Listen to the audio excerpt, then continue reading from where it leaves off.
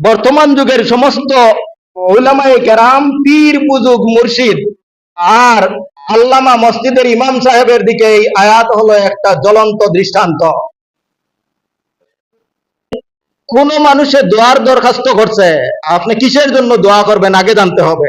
আপনার যদি জানা থাকে ওই মানুষটা কোন জুলুম করবে, অন্যায় করবে, কোন হারাম কাজের জন্য দোয়া করাইতেছে, তাহলে এই দোয়া করাও হারাম, দোয়ার হাদিয়া নেওয়াও হারাম। না বুঝেন নাই?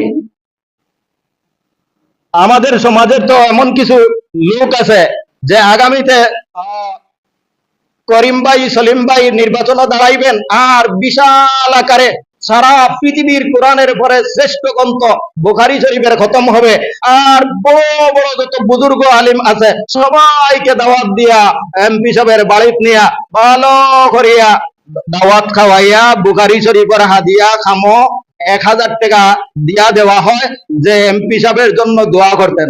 আমিও মাঝে মধ্যে কোনো কোনো জায়গা ওয়াজও যাইতাম।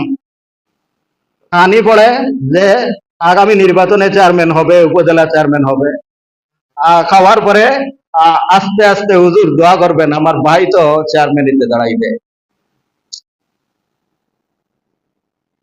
মনে মনে ভাবি এই শব্দটা যদি আগে বলতো তাহলে তার বাড়িতে না খাইয়াও আমি চলে আসতাম।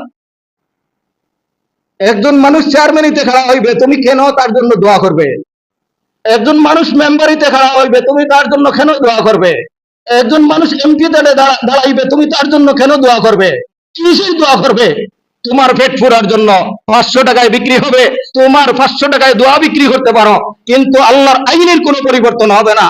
ওই জালিমে যদি জুলুম করে, দুর্নীতি করে, সন্ত্রাসী করে, চাঁদাবাজি করে, মানুষ ঠকায়, জনগণের উপর কোনো জুলুম করে, তাহলে যেই মৌলবী দোয়া করছে সব জুলুমের একটা অংশ ওই মৌলবীর গায়ে চলে যাবে। ইন্নাহু লাইসা মিন আহলিক ইন্নাহু আমালুন গায়রু সালিহ ওয়ালা তাসআলনি মা লাইসা লাকা বিহি ইলম ইন্নী আইযুকা আন তাকুনা মিনাল জাহিলিন।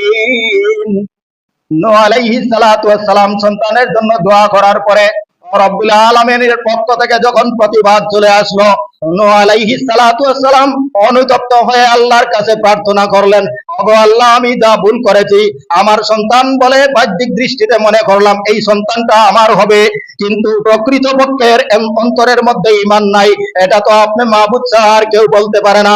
আমি আমার সন্তানের জন্য আমি ক্ষমার প্রার্থনা করে, আমার সন্তানের জন্য ঈমান ও হেদায়েতের প্রার্থনা করে, আমার সন্তানকে পানি থেকে রক্ষা করার জন্য আপনার কাছে প্রার্থনা করে যে ভুল করেছি আমি আপনার কাছে ক্ষমা চাই, আগামীতেও আমি এমন কোনো ভুল যেন না করি তার জন্য আপনার কাছে আশ্রয় চাই। ইন্নী ক্বালা রাব্বি ইন্নী আউযু বিকা আন আসআলাকা মা লাইসা লি বিহি ইলম